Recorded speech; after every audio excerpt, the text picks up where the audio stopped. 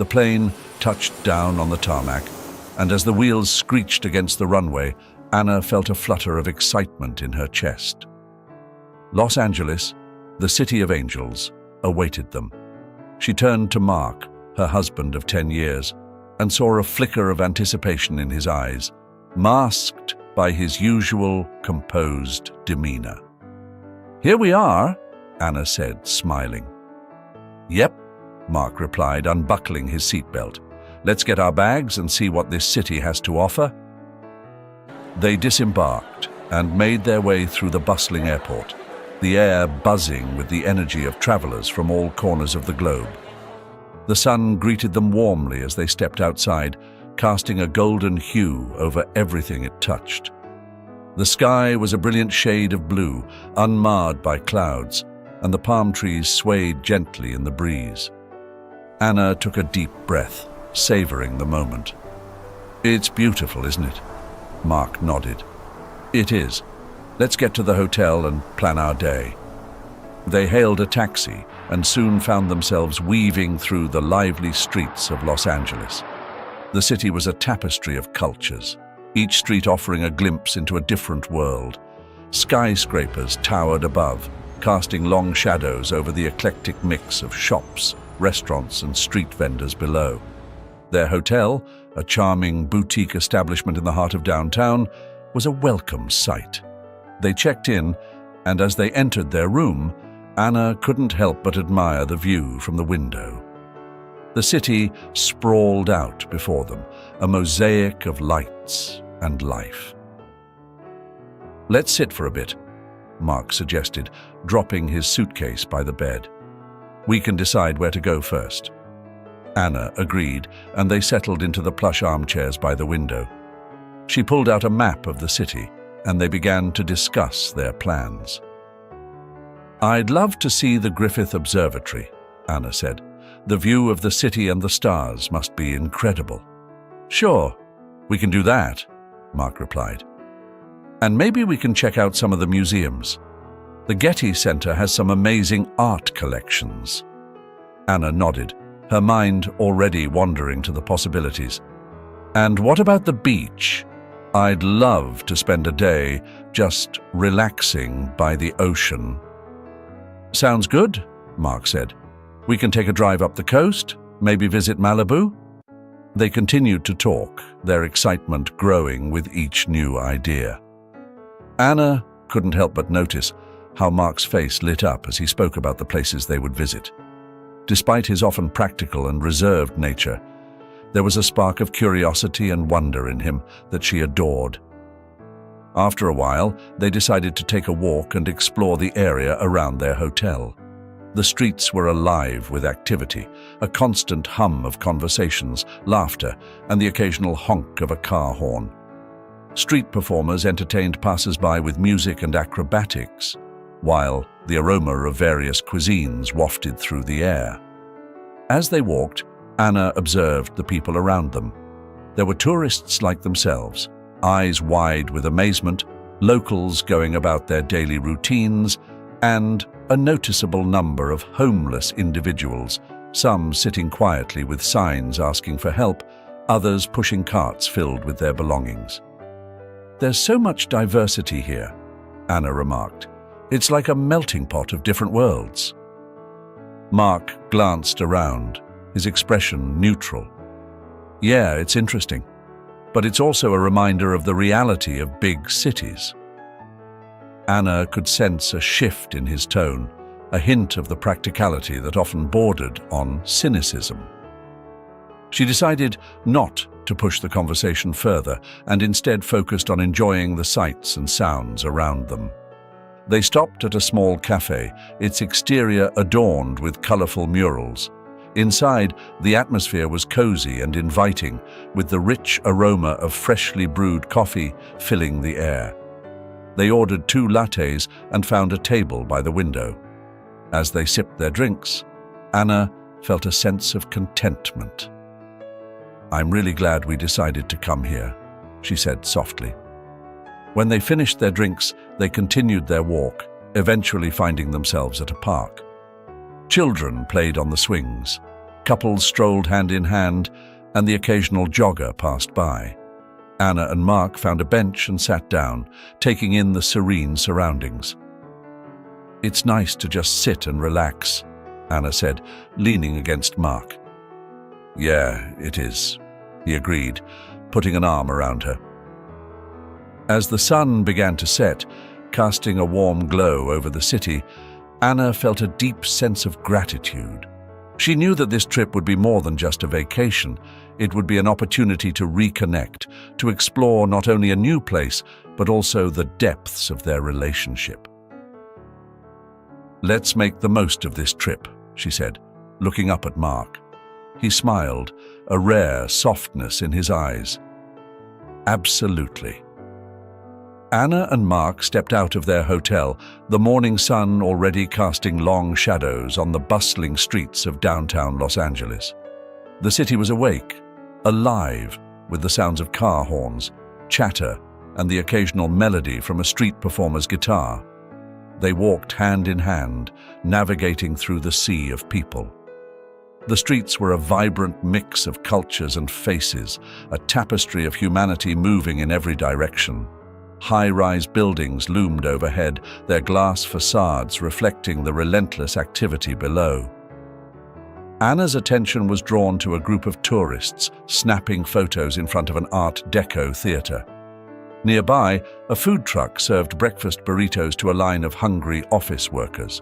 The aroma of sizzling bacon and fresh coffee filled the air, blending with the scents of the city.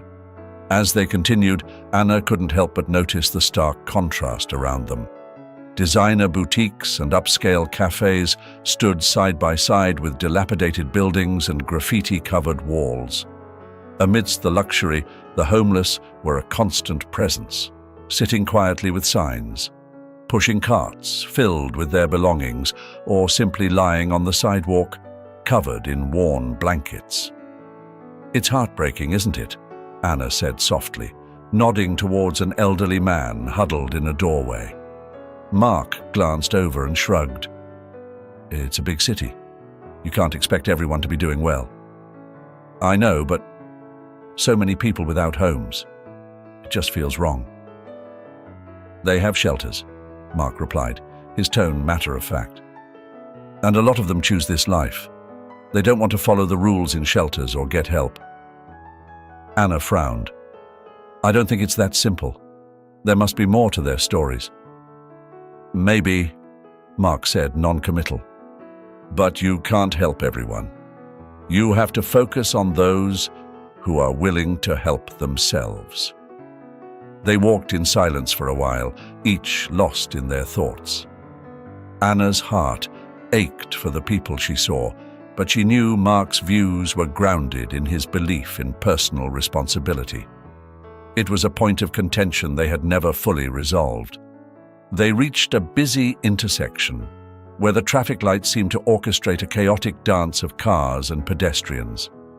On the corner, a woman with a child in a stroller held a sign that read, "Please help. God bless." Anna slowed her pace, her eyes lingering on the pair. Mark noticed and sighed. "Don't start, Anna. We're here to enjoy ourselves." "I can't just ignore it," Anna said, her voice tinged with frustration. "Look at her. She has a child." "And what do you propose we do?" Mark asked, his tone sharp. "Give her money? It's not going to solve anything." "Maybe not, but it might make her day a little easier." Mark shook his head. "You're too soft-hearted. It's not going to change anything in the long run." Anna bit her lip, holding back a retort. She knew this wasn't the time or place for a deeper argument. Instead, she approached the woman and handed her a few dollars. The woman's eyes lit up with gratitude. "Thank you, ma'am." "God bless you," the woman said, her voice filled with emotion. Anna smiled and rejoined Mark, who looked exasperated. "You're going to get us into trouble one day," he muttered. "I'd rather be in trouble for being kind than for ignoring someone in need," Anna replied quietly. They continued their walk, the tension between them palpable. The streets grew busier as the morning progressed, with more people flooding the sidewalks. Anna marveled at the diversity around them, from the business professionals in sharp suits to the artists sketching in notebooks on park benches. As the sun dipped lower in the sky, Anna and Mark found themselves wandering into a less bustling part of downtown Los Angeles. The energy of the day had shifted, replaced by a more somber atmosphere. The streets were quieter, the sidewalks lined with makeshift tents and huddled figures. Anna noticed a woman standing beside a tattered tent. She held a cardboard sign that read, "Please help. I have children to feed." Her eyes, though weary, held a glimmer of hope as she appealed to passers-by. "Mark, wait," Anna said, her steps slowing. "Look at her." Mark followed her gaze and sighed. "Anna, we can't help everyone. We've talked about this. I know, but just look at her. She has children. We could do something, even if it's small." Before Mark could respond, the woman approached them. "Please, can you spare some change? Anything will help. God bless you," she pleaded, her voice trembling with desperation. Anna's heart ached for the woman. She reached into her purse, pulling out a few dollars. "Here. I hope this helps," she said softly, extending her hand.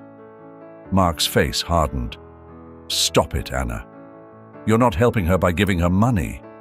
Anna turned to him, confused and hurt. "What do you mean?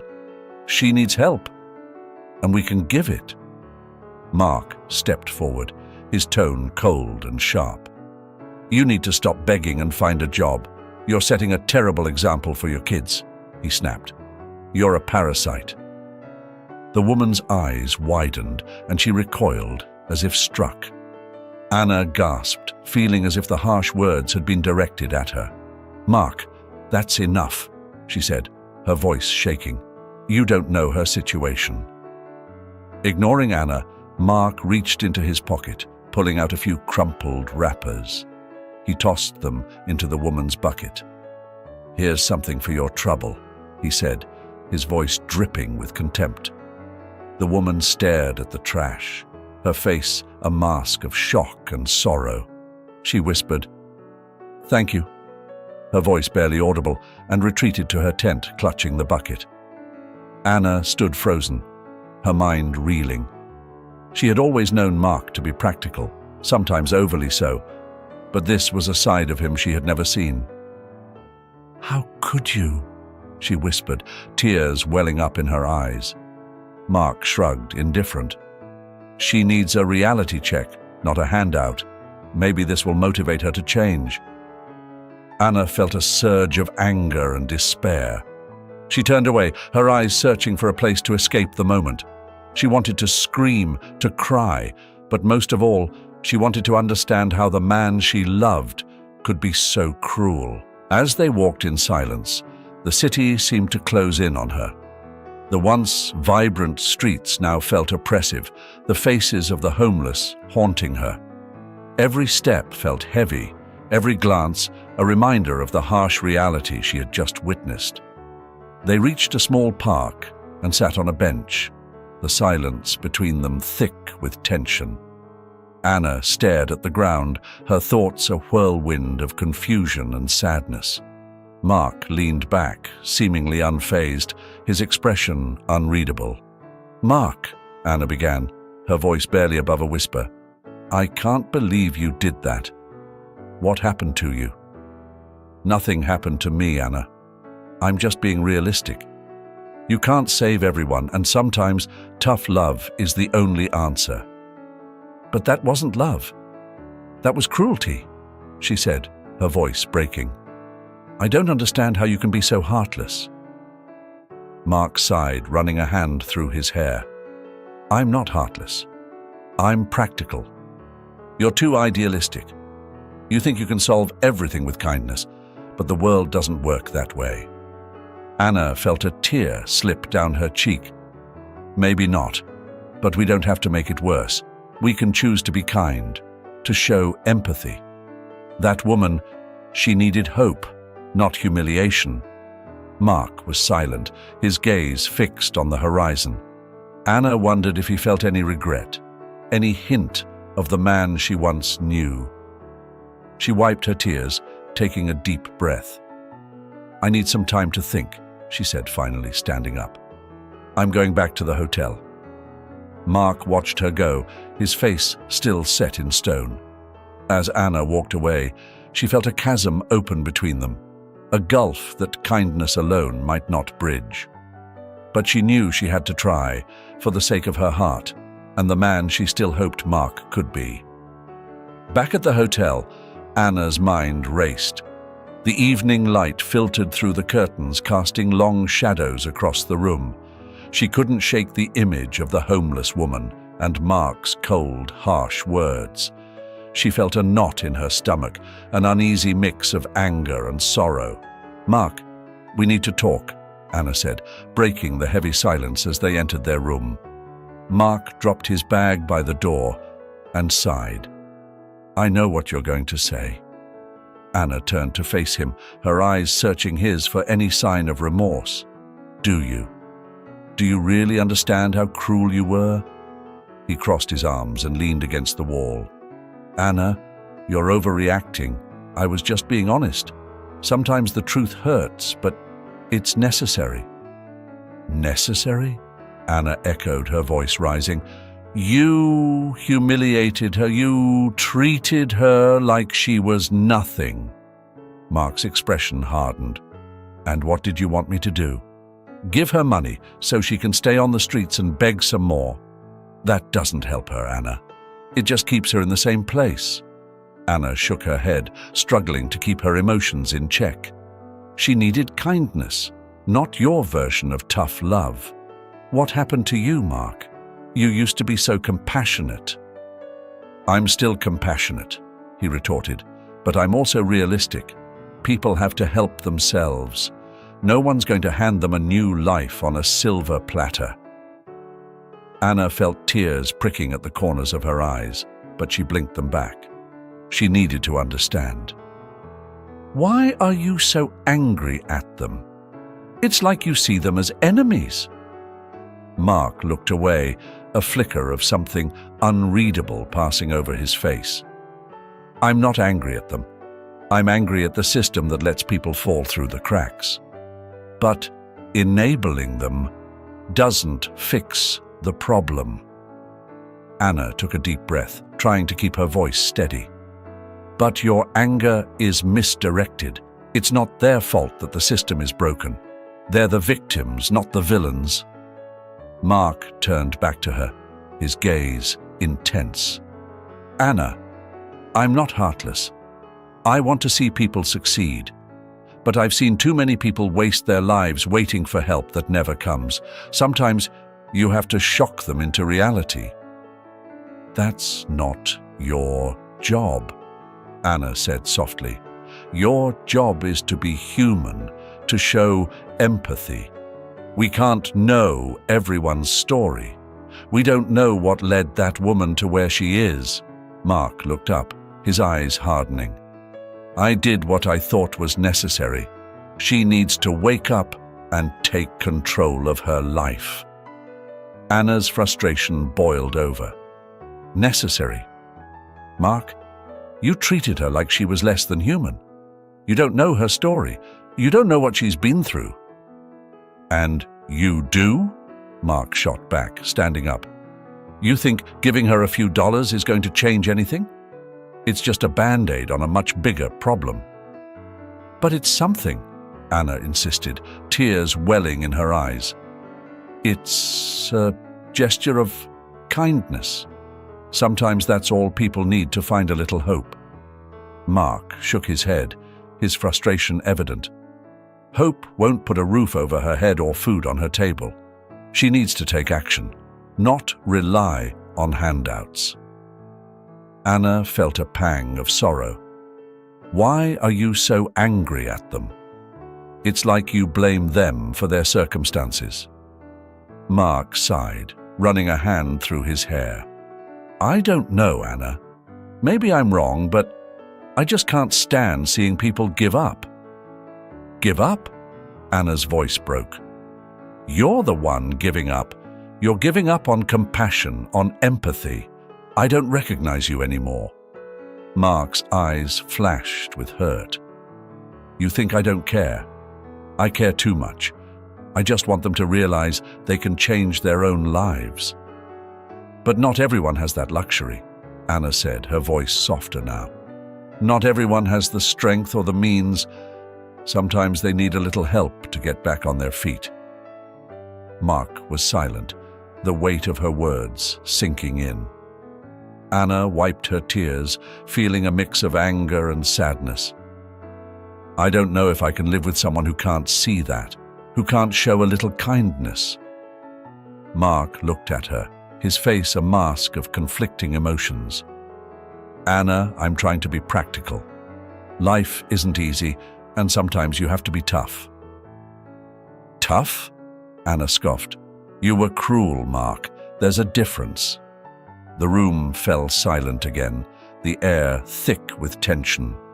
Anna turned away, unable to look at him. She felt a deep ache in her chest, a fear that the man she loved was slipping away from her. "Maybe we need some time apart," she said quietly, her voice barely above a whisper. "I need to think about what this means for us." Mark's face paled. "Anna, don't say that. We can work through this." "Can we?" Anna replied, her voice shaking. "Because right now, I don't see how." Mark took a step towards her, his expression desperate. "Anna, please, I love you. We can find a way." Anna shook her head, tears streaming down her face. "I love you too, Mark. But love isn't enough if we can't agree on something as fundamental as compassion." Mark stood there, his shoulders slumped, as Anna grabbed her coat and walked to the door. "I need some air," she said, her voice breaking.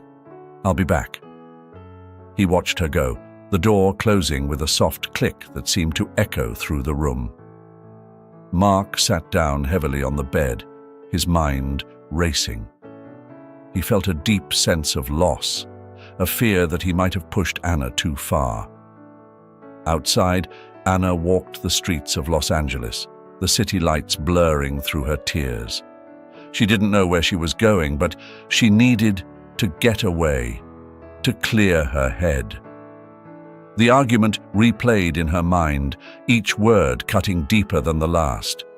She found herself in a small park, the sounds of the city a distant hum. She sat there for a long time, lost in her thoughts, before finally heading back to the hotel. The walk back was slow, each step heavy with the weight of their unresolved conflict. When Anna finally returned to the room, she slipped into bed, turning her back to Mark. Anna lay awake in the darkness, the faint hum of the city outside their hotel room a constant reminder of the world moving on, indifferent to her turmoil. She stared at the ceiling, thoughts racing, unable to find solace in sleep. The argument with Mark had left her emotionally drained and deeply unsettled. She turned her head to look at Mark, who lay beside her, his face softened in sleep but still reflecting the tension of the day. How had they come to this point? She wondered, her mind drifting back to the early days of their relationship. They had met in college, both idealistic and full of dreams. Mark had been passionate about social justice, always ready to lend a hand to those in need. Anna remembered the time he had organized a fundraiser for a local shelter, his enthusiasm infectious. He had been kind, empathetic, and deeply committed to making a difference. Their relationship had blossomed quickly, fueled by shared values and mutual respect. They had promised each other to always stay true to their principles, to support one another in their quests to make the world a better place. Mark's warmth and compassion had drawn Anna in, making her feel safe and understood. But somewhere along the way, something had changed. The man who had once been her partner in empathy had become hardened, his idealism replaced by cynicism. Anna recalled moments over the past few years when Mark's attitude had shifted, becoming increasingly critical of those less fortunate. She had brushed off these changes, attributing them to the pressures of work and life. Now, she couldn't ignore them any longer. Anna closed her eyes, tears slipping down her cheeks as she relived the hurtful words Mark had spoken to the homeless woman. She felt a deep ache in her chest, a sense of betrayal not just towards the woman, but towards the man she'd loved. Was this the same person who had once stood beside her, fighting for the underdog? The night stretched on, and Anna's thoughts turned to their future. Could she continue to live with someone who had lost his compassion? Could she bridge the growing chasm between them? She knew that she couldn't go on like this, feeling increasingly alienated from the person she had committed her life to. In the quiet darkness, Anna made a decision. She needed to understand what had driven the change in him and whether there was any hope of rekindling the empathy that had once defined their relationship. As dawn began to break, casting a pale light into the room, Anna felt a surge of determination. She would not give up without a fight. She would seek out the homeless woman, offer her an apology, and try to learn more about her story. Maybe understanding this woman's journey could help Anna understand her own and Mark's. When the first rays of sunlight streamed through the curtains, Anna quietly slipped out of bed. She got dressed, careful not to wake Mark, and wrote a note explaining that she needed some time to think and would be back later. She placed it on the nightstand and left the room, her heart heavy but resolute. The morning sun was just beginning to rise as Anna stepped out of the hotel, the crisp air a welcome contrast to the tension that had filled the room all night. She walked with purpose, retracing her steps from the previous day, determined to find the woman she and Mark had encountered. The city was starting to awaken, the streets coming to life with the hum of early commuters and the occasional jogger. Anna's heart pounded as she approached the area where they had seen the woman.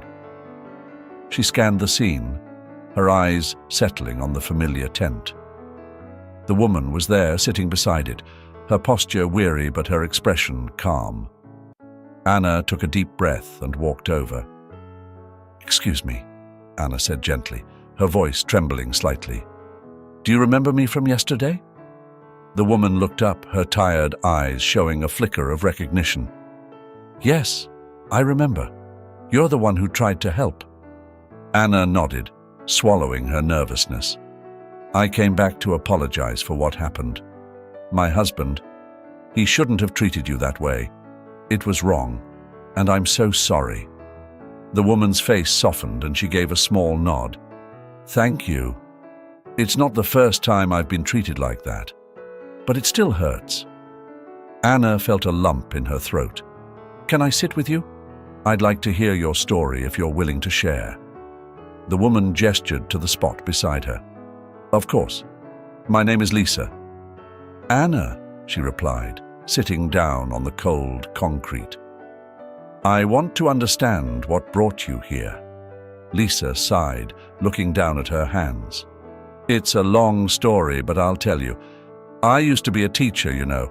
Loved my job, loved my students. But then the school I worked at got shut down. Budget cuts, they said." Anna listened intently as Lisa continued. "I tried to find another teaching job, but it was tough. The market was saturated and no one was hiring someone my age.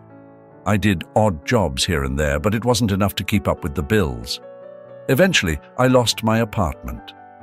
My savings dried up, and I ended up here." "I'm so sorry, Lisa," Anna said softly. "That must have been incredibly difficult." "It was," Lisa admitted, her voice heavy with emotion. "But the hardest part was feeling like I'd failed. I used to help kids find their way in the world, and now I can't even help myself." Anna felt a surge of empathy. You didn't fail, Lisa. The system failed you. And it's wrong that you're in this situation. Lisa shrugged. Maybe, but it doesn't change where I am now. Anna hesitated, then reached out to touch Lisa's arm. Is there anything I can do to help? Anything at all? Lisa shook her head. I appreciate the offer, but I don't want charity. I just want people to see me, to understand that I'm not just some statistic. I'm a person with a story. Anna nodded, her eyes misting. Thank you for sharing your story with me. It means a lot, and I promise I'll do what I can to help others understand.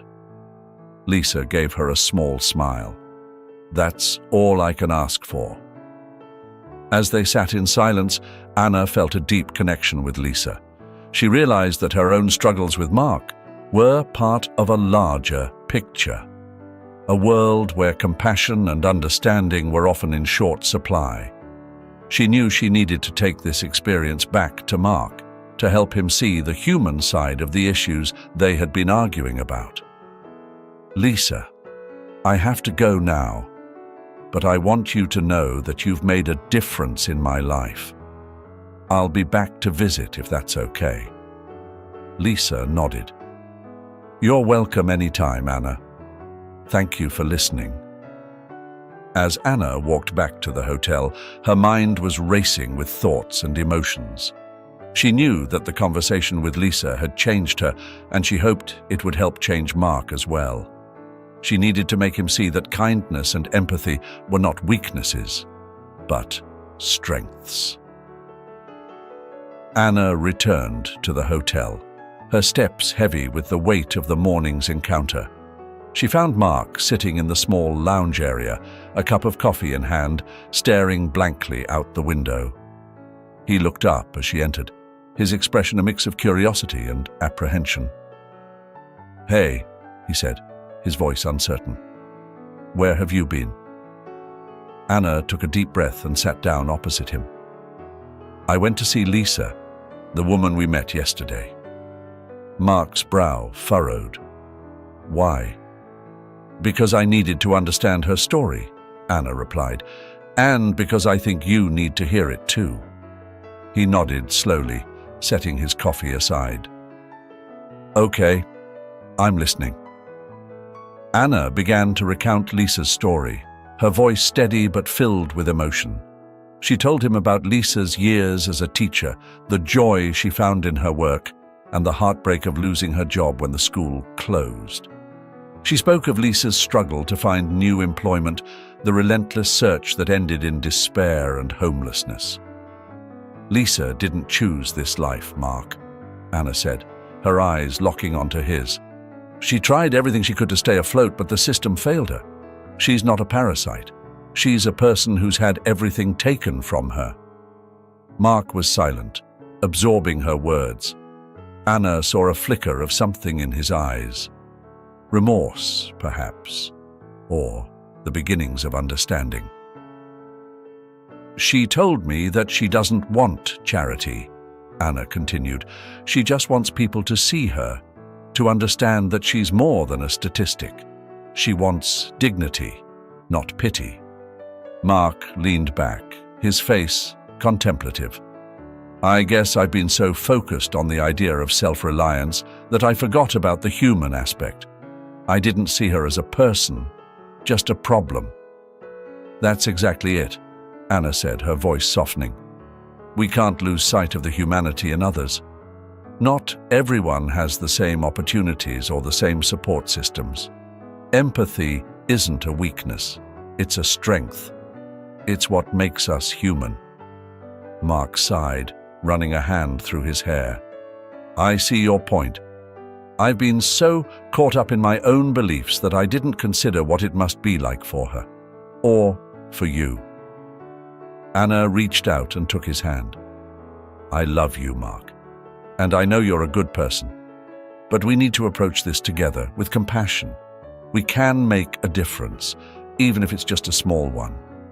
He looked at her, the determination in her eyes piercing through his defenses. "What do you want me to do?" "Let's start by helping where we can," Anna suggested. "There are local shelters and charities that need volunteers. We can learn more about the issues and see how we can contribute. It's not just about giving money, it's about giving time and showing that we care." Mark nodded slowly, the weight of her words sinking in. "All right, I'll give it a try. For us." A wave of relief washed over Anna. She squeezed his hand. "Thank you, Mark. It means a lot to me." Over the next few days, they sought out local organizations and found a shelter that welcomed their help. They spent their afternoons serving meals, listening to stories, and understanding the struggles of those they met. Mark was initially reserved, but as he interacted with the people at the shelter, his perspective began to shift. One evening, as they walked back to their hotel, Mark turned to Anna. "I talked to a man today who lost his job after an injury. He's been trying to get back on his feet, but without a permanent address, it's nearly impossible to find work. It's eye-opening." Anna smiled, seeing the change in him. "It is. And it's why we need to keep doing this. Not just for them, but for us too." Mark nodded, a thoughtful expression on his face. "I get it now. It's not about fixing everything overnight. It's about showing up, being present, and offering what we can." "Exactly," Anna said, feeling a renewed sense of hope. "We're making a difference, one step at a time." Together, they were finding a way to bridge the gap between their ideals and the reality around them. And in doing so, they were rediscovering each other, forging a deeper connection grounded in empathy and shared purpose. Mark and Anna walked into the bustling community center, their hands filled with bags of food and supplies. The air was filled with the hum of conversation and the clatter of activity as volunteers and homeless individuals interacted. This was their third visit, and the environment was becoming familiar. "Let's start with the food line," Anna suggested, nodding towards the area where meals were being prepared and distributed. Mark agreed, following her lead. As they served meals, they listened to the stories of those who came through the line. An older man shared his journey from losing his job to living on the streets. A young woman spoke about escaping an abusive relationship only to find herself without a roof over her head. Each story was a thread in a larger tapestry of struggle and resilience. "Thank you," one man said as Mark handed him a plate. "It means a lot to have a hot meal and someone who cares." Mark smiled, feeling a warmth in his chest that he hadn't expected. "You're welcome. We're happy to help." After the meal service, they moved to the distribution area where clothes and personal items were handed out. Anna found herself talking to a mother with 2 small children, helping them pick out warm jackets and shoes. "These will be perfect for my kids," the mother said, her eyes welling up with gratitude. "Thank you so much." Anna knelt down to the children's level, smiling. "I'm glad we could help. Stay warm, okay?" Mark watched Anna, admiration growing as he saw her interact with the families. She had always been the compassionate one, but now he understood the depth of her empathy. He realized how much he had to learn from her. Throughout the day, Mark found himself drawn into conversations. He listened to a man named Ray, who had lost everything after a severe illness left him unable to work. Ray spoke about the difficulty of navigating the social services system and the stigma he faced daily. "It's like you become invisible," Ray said. "People see you, but they don't really see you." Mark nodded, feeling the weight of Ray's words. "I'm sorry you've had to go through this. It's not right." Ray shrugged. "It is what it is, but having places like this, and people like you and your wife, it makes a difference." Mark's perspective was shifting. Each story he heard added a new layer to his understanding. He had always believed in personal responsibility, but now he saw how systemic failures and unforeseen circumstances could derail even the most determined individuals. As the day wound down, Anna and Mark found a quiet corner to rest. They watched as the center continued to buzz with activity, volunteers packing up and families preparing to leave. "This place has really opened my eyes," Mark admitted, his voice thoughtful. "I thought I knew how the world worked, but I was missing so much." Anna reached out, squeezing his hand. "I'm glad you're seeing it. These people need our empathy and support, not judgment." Mark nodded, feeling a sense of clarity. "I've been wrong, Anna. I've been so focused on my own views that I forgot to see the humanity in others. But being here, listening to their stories, it's changed me." Anna smiled, her heart swelling with hope. "That's all I wanted, Mark. For us to understand and help in any way we can." The journey back to their hotel was filled with quiet reflection. Mark felt a deep sense of humility and gratitude. He was grateful for Anna's patience and for the opportunity to grow and change. In the weeks that followed, they continued their volunteer work, integrating it into their lives. They attended meetings, helped organize drives, and provided hands-on support. Each day brought new challenges and rewards, and each experience deepened their connection to each other and the community. Mark found himself transformed by the work. He no longer saw the homeless as faceless statistics, but as individuals with rich, complex lives. He developed a deeper sense of empathy and a commitment to advocacy. Anna and Mark's relationship grew stronger. They navigated their differences with renewed understanding and respect. Their shared experiences brought them closer, forging a bond that was both resilient and tender. Their life wasn't perfect, and challenges still arose, but they faced them with a unified front. They had discovered a new path, one that was guided by compassion and empathy. It was a journey that would continue to evolve, leading them to unexpected places and deeper connections. As they stood on the steps of the community center one evening, watching the sun set over the city, Mark turned to Anna and smiled. "Thank you for pushing me to see things differently." Anna leaned into him, her heart full. "Thank you for being willing to change." Together they walked forward, ready to face whatever came next, knowing that they were stronger and more compassionate for having taken this journey. We've reached the end of today's video. I hope these touching stories have resonated with your hearts and brought you a few moments of reflection. If you enjoyed this video, don't forget to hit the like button, share, and subscribe to the channel so you don't miss any of our future content. Thank you for always supporting and being with us. See you in the next video, and have a wonderful day.